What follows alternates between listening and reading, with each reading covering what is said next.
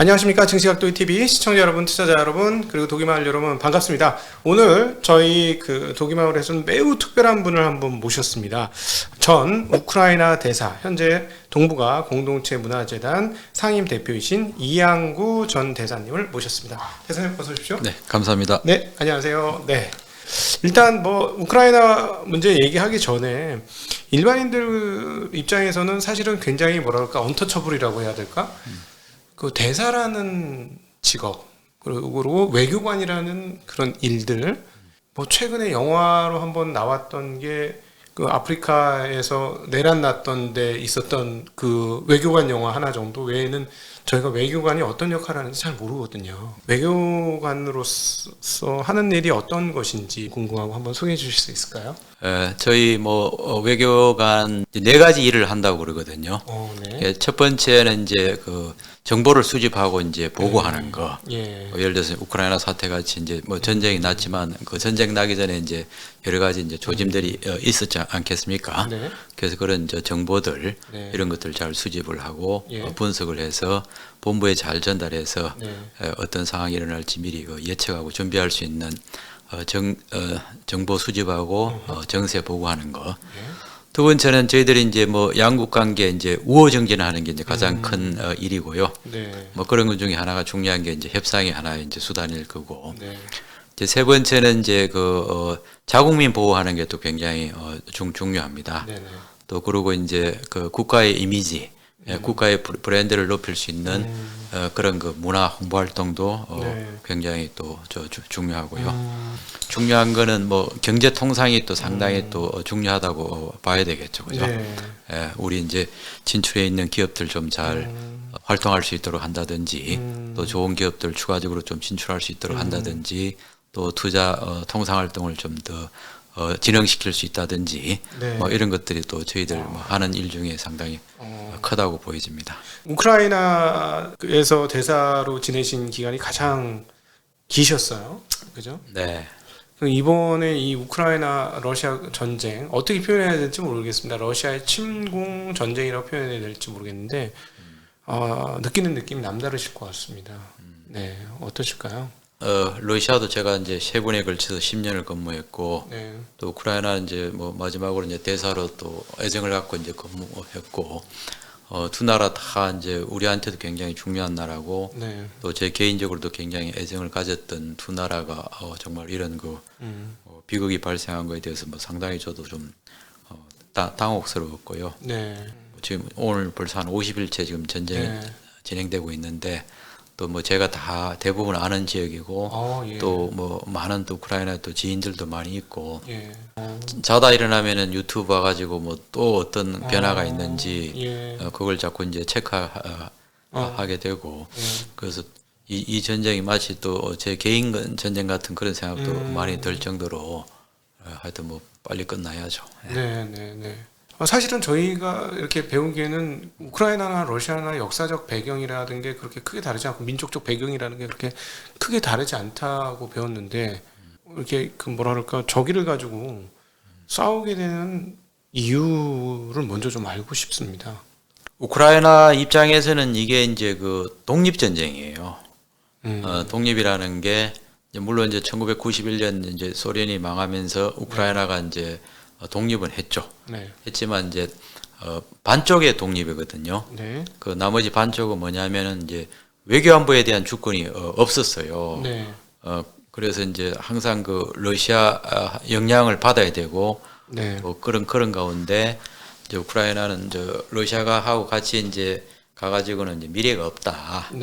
자기는 어쨌든 유로피안 스탠다드를 따라야 되고 그렇게 해서 이제 국가 발전을 이뤄야 되고 그러기 위해서는 친러시아 정책보다는 이제 친유럽 정책으로 가야 되고 EU도 가입해야 되고 나토도 가입해야 되고 이제 이게 국가적인 큰 과제죠. 그런데 이제 러시아는 이제 거기에 대해서는 절대 좀 용납할 수가 없다. 그래서 러시아의 어떤 영향권으로 벗어나는 것에 대해서는 용납할 수 없다. 이제 이게 발단이 돼가지고 이제 2013년부터 유로 마이단 혁명도 발생하고 또 그 당시 이제 친 러시아 대통령인 야누코비치가 결국은 이제 시민혁명으로 쫓겨나고요.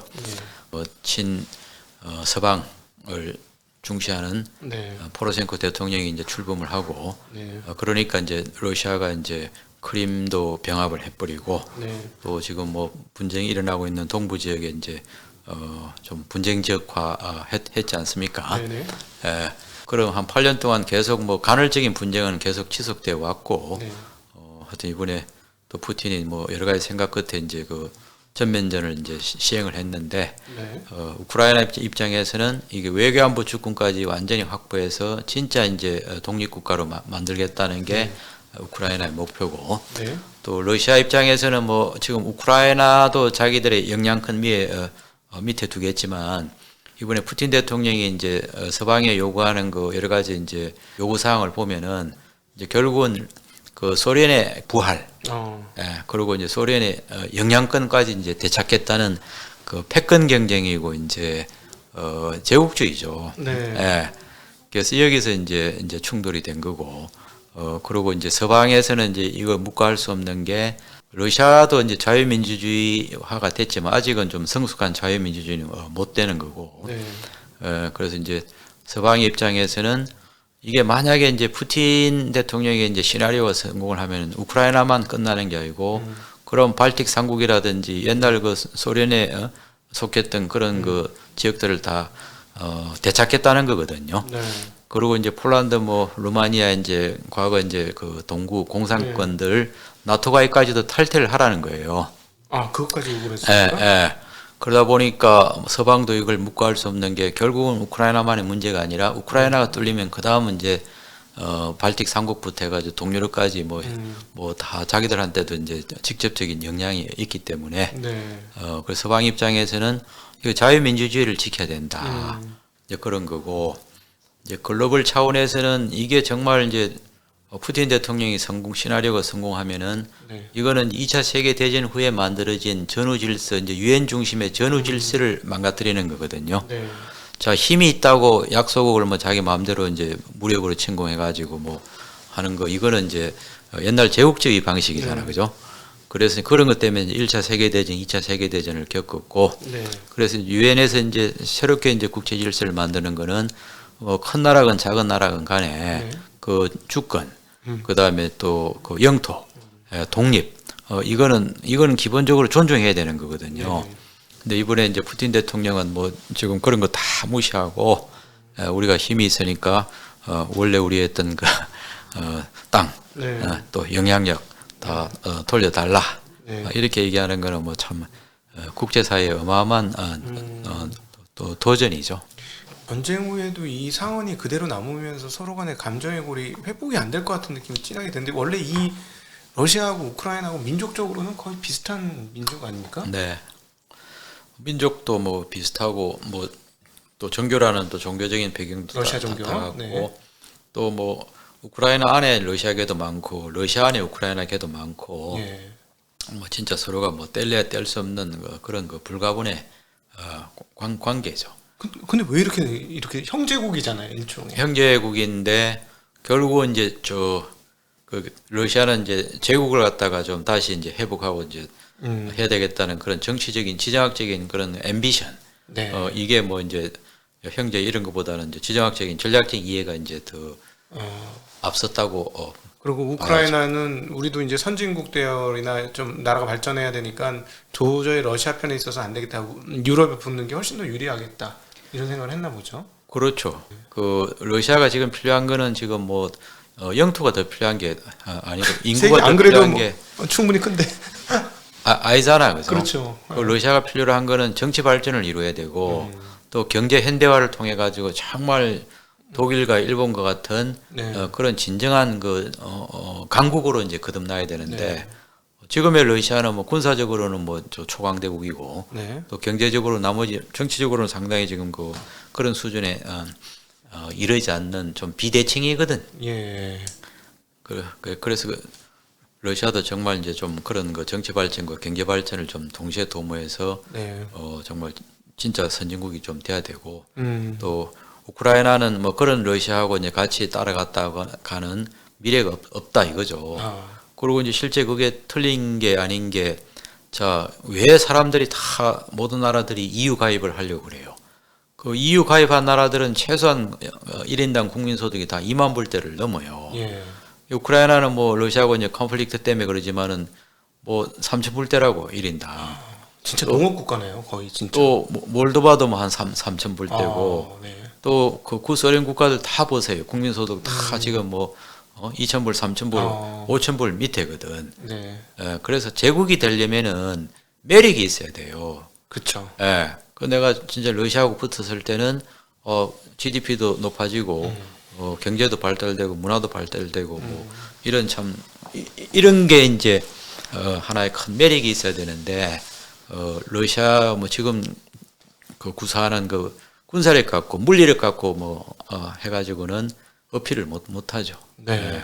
그래서 뭐 우크라이나 몰도바를 포함해서 모든 CIS 국가들이 지금 거의 3천 불대 밑에서 지금 허덕이는데 네. 누가 그런 진영에 남고 싶어 하겠어요. 네. 어쩔 수 없어 가지고 내가 이거 좀 서방으로 가면은 좀 기싸게 맞으니까 겁이 나서 안 나가는 거지. 예. 그래서 하여튼 근데 그러면은 우크라이나는 조금 시도를 한 거였었네요. 아니 우크라이나는 그러니까 작정을 한 거죠. 우크라이나는 뭐 러시아의 지금 어떤 그 좀 시스템, 부정부패라든지 정경유착이라든지 하여튼 이런 것들에 지금 많이 러시아가 안고 있는 좀 내부적인 도전들이 있어요. 네. 그런 거 가지고는 뭐 국가의 어떤 미래가 없는 거고 나토에 가입한다든지 EU에 가입할 것 같으면 이게 정치 발전이 다 전제가 돼야 됩니다. 네네. 제도라든지 이런 것들이 다 유로피안 스탠다드로 됐을 때 이제 그 회원으로 받아들이는 거거든. 네. 그러려면 이제 투명해야 되고 그다음에 이제 부정부패 없어야 되고 정경유착 없어야 되고 이런 것들이 다 이제 국가의 하나의 그 경쟁력이에요. 예.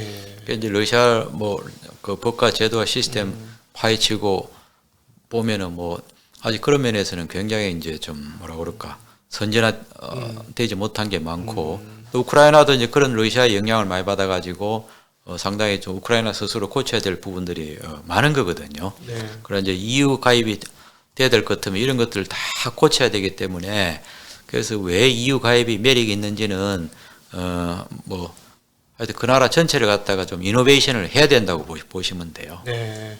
사실은 뭐 이번에 이제 젤렌스키 대통령에 대해서 굉장히 이제 서로 간의 입장이 좀 많이 달라질 것 같은데 네. 예를 들어 뭐 어차피 전력이 안 되고 이기지도 못할 싸움인데 왜 부추겼느냐. 그 전해 보면은 그 대규모 군사 퍼레이드 같은 거를 한번 독립기념일인가에 하지 않습니까? 그러면서 막 미사일 같은 것도 왔다 갔다 하고 막 그랬었는데 유발시킨 그 가뜩이나 하려고 하는 애를 유발시킨 거 아니냐라고 좀 너무 잘못한 거다. 라고 하는 사람도 있고 반대로 그 러시아의 영토 야욕 때문에 어차피 일어날 거였다.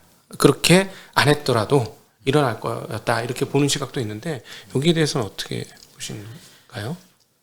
물론 이제 젤렌스키 대통령이 이제 뭐 EU하고 나토 가입을 이제 그 헌법을 개정해서 이제 EU 나토 가입을 이제 뭐 명문화하는 거라든지 뭐 약간 저런 군사 퍼레이드라든지 또 러시아를 뭐 자극하는 뭐 그런 그 뭐 조치들은 일부 있었지만 푸틴 대통령은 앰비션은요 이게 이제 우크라이나뿐만 아니라 좀 전에 말했던 이제 그 소련의 어떤 그걸 갖다가 다 고토를 회복하는 거, 부활을 하고 또 과거 그 공산권은 또 영향력까지 이제 회복하겠다는 그런 큰 로드맵이 있는 분이거든요. 그래서 이제 그런 뭐 프레이드라든지 뭐 젤렌스키 이런 건 하나의 이제 그 전면전 침공한 하나의 이제 빌미지. 그게 뭐 우크라이나가 뭐 러시아를 자꾸 자극해가지고 뭐 러시아가 덤벼들었다 이건 아니다 이거죠. 그 좀 전에도 얘기했듯이 푸틴 대통령은 명백하게 미국하고 서방에다가 자기들이 요구사항을 딱 줬어요. 그 전부터요? 그래서 그거는 뭐 우크라이나뿐만 아니라 우크라이나의 뭐 나토 가입은 당연히 안 되는 거고 또 하여튼 그 97년 이전으로 나토 가입 유럽의 안보 지도를 갖다가 원위치 시키라는 얘기인데 그거는 이제 뭐 발틱 3국부터 뭐 폴란드, 루마니아 이런 나라 나토 가입도 다 탈퇴하라는 얘기이기 때문에 뭐 저는 뭐 그거는 뭐 결정적인 사유는 아니다. 그리고 이제 또 우크라이나가 나토 가입하는 게 뭐 하루 이틀 만에 되는 일이 아니에요. 그거는 뭐 군사적으로 잘했을 뿐만 아니라 정치라든지 경제라든지 이 제도가 거의 이제 글로벌 스탠다드, 유로피언 스탠다드가 돼야 되거든요. 네네.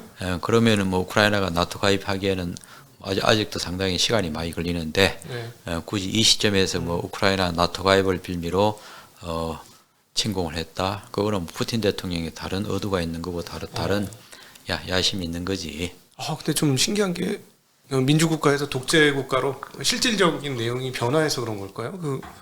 당연히 그런 요구를 응하지 않을 건 너무나 당연한 것처럼 우리는 보여지는데 왜 그런 생각을 하고 왜 그런 진행을 했는지가 푸틴은 왜 그랬는지 너무 궁금한데요.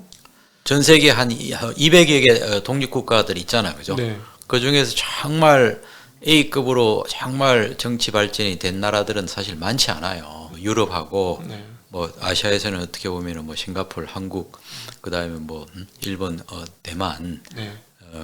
따지고 보면 한 150개 이상 나라들은 아직은 좀 그 정치 발전 뭐라고 그럴까 과정에 있는 그런 나라들이고 예. 러시아도 뭐 다 이제 형식적으로는 자유민주주의고 시장 경제고 뭐 다당제고 하지만 굉장히 좀 그 권위주의적인 국가거든요. 네.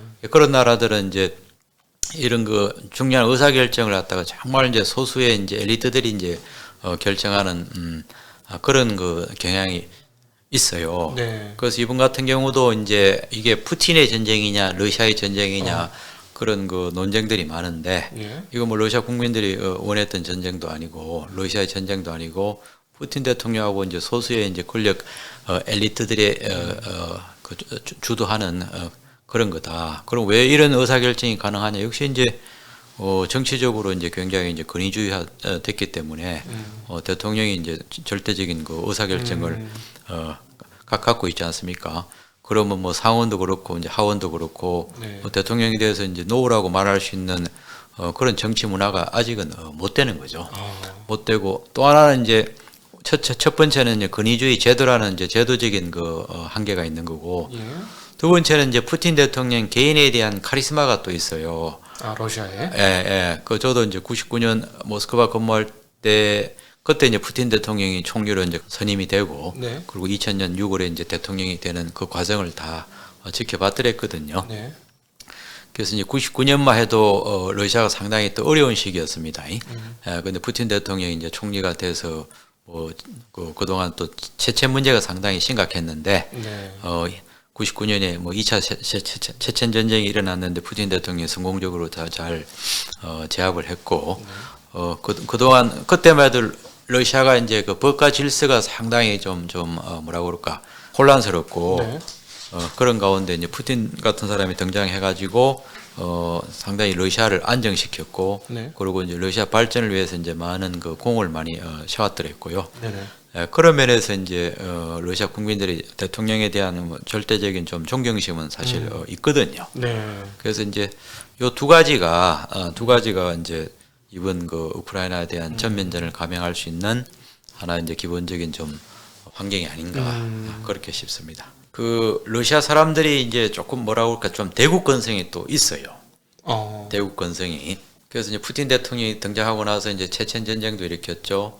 그다음에 2008년에 이제 그루지아 또 하고 전쟁을 했죠. 네. 그리고 또 2015년인가 또 시리아에 또 참전을 해가지고 또 뭐 러시아가 나름대로 또 좀 성공을 했고. 네. 또 2013, 14년 이제 크림 사태도 일으켜가지고 또 영토 병합을 했잖아요, 그죠? 네. 또 이런 거 하다 보면은 국민들이 또 박수를 보내요. 네. 그래서 이제 뭐 인기가 없다가도 대외적으로 이제 긴장이 있고 안보적인 위기가 발생하면 또 국민들이 좀 단합을 하고 네. 하여튼 뭐 리더십에 대해서 또 절대적인 또 서포트를 보여주고 있거든요. 하긴 이번에도 보니까는 제가 우연히 일본 방송을 봤더니 일본 러시아 우리한테 안 나오던 푸틴의 지지도가 나오는데 지도가 오히려 올라가더라고요. 60%대에서 70%대로 올라가더라고요. 전쟁 후에. 네. 그 여론조사를 우리가 다 신뢰할 수는 없지만 그 전반적인 트렌드는 이런 뭐 전쟁이 있고 뭐 국가의 위기에 있을 때마다 하여튼 국민들이 이제 리더십에 대해서 좀 지지를 보여주고 네. 이거는 뭐 지금까지 쭉 진행돼 왔던 사안이기 때문에 그죠. 네. 푸틴 대통령이 또 이렇게 판을 크게 벌여도 국민들이 또 변함없이 자기들을 좀 지지해 줄 거다. 네. 이런 것도 좀 작용했던 것 같아요. 그 서구가 이런 정도로 죽기 살기로 저항할 거라고는 생각을 못했던 게 아닌가 싶거든요. 지금 이 벌써 50일이 넘고 쉽게 끝날 건 5차 평화협정 외에 그 이후로 무슨 평화협정 한다는 얘기가 전혀 들려오고 있질 않아서요. 원래는 뭐 푸틴 대통령은 뭐 한 3일, 4일 정도 초단기전으로 이제 생각을 했더랬죠. 네. 했는데 뭐 이제 지금 50일을 넘기고 있는데 네. 서방에서는 푸틴 대통령이 뭐 최소한 3가지 오판을 했다. 네. 그 첫 번째는 이제 푸틴 대통령 자신에 대한 그 좀 과대평가, 네. 또 러시아 군사력에 대한 그 과대평가를 했고, 이제 두 번째는 이제 그 서방의 대응 능력에 대해서는 과소평가를 했다. 네. 정말 서방이 그리 빠른 속도로 뭐 일치단결해 가지고 최고 높은 수위의 어떤 그 제재를 할 거라는 생각은 좀 덜했겠죠. 네. 또 서방이 이제 정말 뭐 여러 가지 파격적인 이제 군사적인 지원도 많이 하잖아요, 그죠? 네. 거기에 대해서는 좀 너무 과소평가했다. 또 세 번째는 이제 우크라이나의 어떤 그 저항 능력에 대해서 또 과소평가했다. 하여튼 2월 24일 날 뭐 전면 침공하기 전에 저도 이제 뭐 이런 대담을 많이 나가서 네. 이제 전쟁이 날 거냐 안 날 거냐 여러 가지 이제 전망을 이제 묻는 가운데서 나더라도 이렇게 좀 전면전은 안 날 거라고 다들 얘기했어요. 네. 전면전도 뭐 하나의 이제 시나리오는 있지만 그거는 최악의 시나리오인데 네. 그래서 어떻게 해서 이번에 이런 최악의 시나리오를 들고 이제 푸틴 대통령이 이런 걸 감행한 거는 지금 그 3가지에 대해서 이제 상당히 이제 좀 오판을 했다. 네. 특히 이제 우크라이나는 그 인구가 지금 4,400만이에요. 네. 이거는 뭐 500만에 이제 그루지하고도 좀 다르고, 그리고 2014년부터 동부 분쟁 지역이 있어가지고 네. 1년에 30만 명이 이제 그 병력이 투입이 됩니다. 아. 예. 아, 네. 그래서 그 얘기는 이제 우크라이나는 굉장히 실전 경험이 풍부하다는. 오히려 크림반도 한번 당하고 그냥 네. 동부 돈바스 지역에서 계속 터지고 있으니까 네. 훈련이 되어 있었다는 예, 얘기죠. 분쟁 지역에서는 뭐 매년 크고 작은 간헐적인 군사적인 충돌이 있어요. 네. 그 실전을 방불케 하는 네. 거기에 이제 뭐 연간 30만 명이 이제 투입되고 하다 보니까 실전 경험이 이제 상당히 있죠.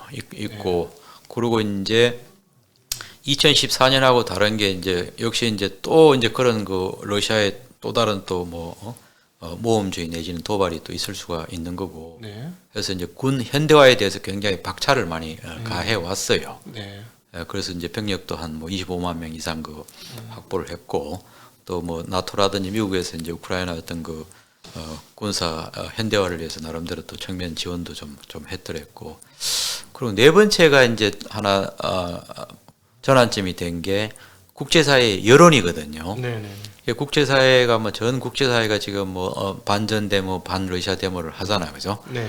그 영향을 끼친 거는 그 SNS하고 네. 미디어예요. 네. 예, 모든 사람들이 이제 핸드폰 다 갖고 SNS 휴대폰 가지고 네.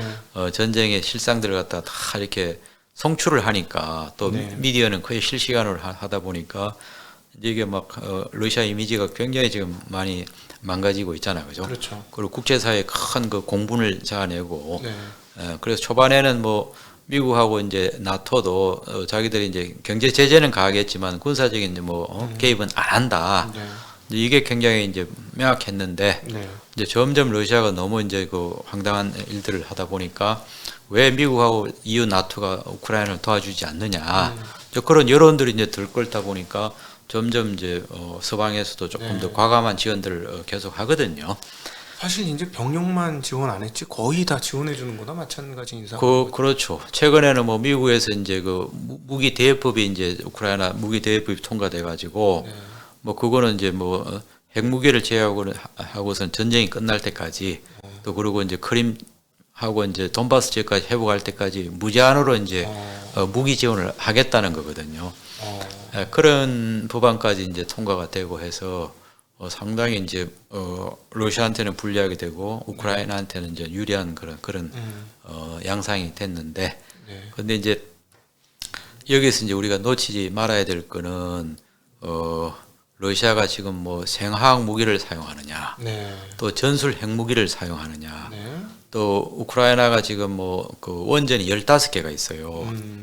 그게 혹시라도 네. 의도적이든 우발적이든지 원전에 데미지가 가느냐 네. 이런 것들이 이제 앞으로 그 뭐라고 그럴까 전선을 더 확대할 수 있는 하나의 그 트리거가 되거든요. 네. 또 하나는 뭐 최근에 이제 러시아군이 점령했던 뭐 키이우 인근 지역에 이제 민간 그 대량 학살 네. 사건들이 있잖아요. 네. 그죠? 부차지요. 예, 예. 뭐 이런 것들이 또 공개가 되다 보니까 뭐 지금 뭐 전 국제사회에서 지금 여론이 들끓고 그런 것 때문에 이제 우크라이나에 대한 더 파격적인 지원을 해야 된다는 또 그런 입장이고 실제 그렇게 하고 있고 그리고 이제 유엔 인권위원회에서 이제 아예 러시아를 갖다가 퇴출을 시켜 버렸어요. 네. 그래서 러시아가 뭐 안보리 상임이사국인데 정말 그 국제사회에서 참 망신 당할 대로 지금 당하고 있는 이런 와중에 있는데 그래도 이게 이제 좀 끝나야 될 전쟁인데 자꾸 이제 러시아가 강대 강으로 가고 있고 네. 또 지금은 이제 뭐 이제 수도권에서는 다 이제 러시아군을 철수했지만 동부 지역하고 남부 지역 중심으로 이제 한번 이제 큰 또 일합을 좀 준비를 하는 것 같아. 그렇죠. 예, 거기서 이제 누가 이제 성기를 잡느냐에 따라 가지고 이제 전쟁의 성편은 갈라질 텐데 좀 전에 얘기한 대로 이제 생화학 무기, 전술 핵무기, 원전 네. 그리고 또 다른 제2의 제3의 이제 부차가 드러나느냐 네. 이런 것들이 이제 앞으로 어떤 그 성패를 가를 수 있는 큰 변수들이 될 것 같아요. 근데 이거는 이제 군사 전문가 아니신 외교관 네. 분께 이걸 여쭤봐서 좀 그렇긴 한데 분위기 보니까 러시아는 크림반도까지 쉽게 갈 수 있는 육지로 갈 수 있는 그 동부 라인부터 그 남부까지의 그 공간을 확보하기 위한 전쟁에 뛰어든 게 아니 이제는 그거를 집중하고 있는 게 아닌가 하는 생각이 좀 옆에서 보니까 좀 들고요. 네. 그 우크라이나 입장에서는 크림반도까지 찾아야 되겠다라는 열망이 있는 것 같고 이게 뭐 어디서 중간에서 휴전이나 합의나 이게 쉬울까요? 굉장히 쉽지 않나 보이는데 어떻게 보십니까? 아니 최근에 이제 그 부차 그 민간인 대량 학살 사건 나기 전에는 네. 그 5차례 이제 러시아 우크라이나하고 협상이 있었거든요. 예, 예. 그리고 마지막 협상에서는 뭐 서로 간에 굉장히 친전이 있었다고 뭐 상당히 이제 서로 간에 그렇죠. 이제 얘기 평가를 나왔었죠. 했더랬는데 예. 이제 이게 부차 이게 생겨버리니까 뭐 이제 협상이 상당히 또 뒷전으로 가게 됐죠. 네. 그게 하나가 있고 두 번째는 이제 우크라이나 대통령이 그 러시아가 원하는 자기 조건들을 수용할 수 있다. 네. 굉장히 유연하게 좀 보였어요. 네네. 그래서 이제 좀 중요한 거는 이제 그 대통령끼리 정상끼리 만나서 이걸 이제 좀 마무리를 하자 이제 이렇게 계속 제의를 했더랬는데 네. 그 이제 부차 사건 이거 하고 그리고 지금 군사적으로 우크라이나가 밀리지가 않아요. 그러니까 너무 신기해요. 저희가 볼 때는 이게 게임이 안 될 거라고 생각했는데 이게 어떻게 된 일이냐. 게임이 안 되는 게임이라고 생각했는데 뭐 우크라이나 아까 말씀드린 대로 이제 그런 실전 경험이 좀 있고 또 대통령부터 국민 모든 사람들이 이거는 뭐 결사항전하겠다는 그런 그 의지가 있었고 네. 또 러시아가 너무 지금 그 민간인 대량 학살이라든지 네. 민간인 그 시설에 대해서 좀 파괴하는 거라 이런 것 때문에 이제 국제사회 공분을 자아내 가지고 그 서방의 이제 군사적인 지원도 사실 그 많이 이루어지고 있거든요. 네. 이런 것들이 합쳐지다 보니까 오히려 뭐 러시아가 지금 군사적인 피해는 상당히 있다고요. 네. 그래서 우크라이나도 좀 이제 자신감이 좀 생기는 것 같고 그러다 보면은 이제 우크라이나도 이제 당초는 뭐 크림도 뭐 좀 양보하고 네. 돈바스도 양보하고 이런 생각까지 가지고 있었을 그죠. 5차 회담할 때는 약간 그런 느낌이 약간 있었는데 조금 이제 우크라이나도 이제 조금 이제 자기 걸 더 챙기겠다는 뭐 이런 생각이 좀 들죠. 네. 그래서 최근에 이제 우크라이나가 약간 수정한 거는 그 5차 때 좀 나왔던 것보다는 조금 우크라이나 요구 사항들이 좀 더 들어가 있는 것 같고 예. 러시아는 이거는 상당히 좀 후퇴한 거다. 그래서 뭐 그런 그 코멘트는 있는데요. 그래서 이제 역시 이제 협상은 협상대로 이제 진행되지만 가장 이제 전기점은 그 이제 돈바스하고 이제 동부 남부 거기서 이제 뭐 양측 간에 이제 그 대규모 이제 좀 전쟁이 있을 텐데 네. 거기서 누가 좀 성기를 지느냐 네. 달라질 것 같고요. 근데 뭐 우크라이나는 뭐 최소한 2월 24일 이전은 그 확보하는 게 이제 미니멈이고 네. 거기서 또 욕심내면은 이제 원래 이제 분리 지역까지 이제 확보를 한다든지 네. 크림까지 이제 다시 이제 원위치 시키는 게 목표인데 예. 뭐 그거는 뭐 러시아가 상당히 좀 수용하기 어려울 것 같고 또 우크라이나도 너무 이제 거기에 대해서 좀 초심을 좀 잃지 않는 게 낫죠. 크림하고 또 동부 이제 분리 지역까지 회복하겠다 해가지고 진짜 전쟁이 장기화된다든지 그리고 이번 전쟁이 뭐 우크라이나가 이제 서방의 지원으로 좀 유리하게 가더라도 나중에 휴전이 되더라도 또 이제 러시아가 또 다시 이제 준비해가지고 또 제2, 제3의 그런 또 침략을 일으킬 수가 있거든요. 그렇죠. 그런 차원에서 좀 서로 간에 납득할 만한 수준에서 합의하는 게 제일 좋은데 지금 봐서는 하여튼 그 동남부에 한번 그 대규모 이제 전쟁 그 성패에 따라서 이제 협상도 좀 정해질 것 같아요. 여러분은 지금 전 우크라이나 대사이셨던 우리 이양구 동북아 공동체 문화재단 상임 대표님과 함께하는 대담에 함께하고 계십니다.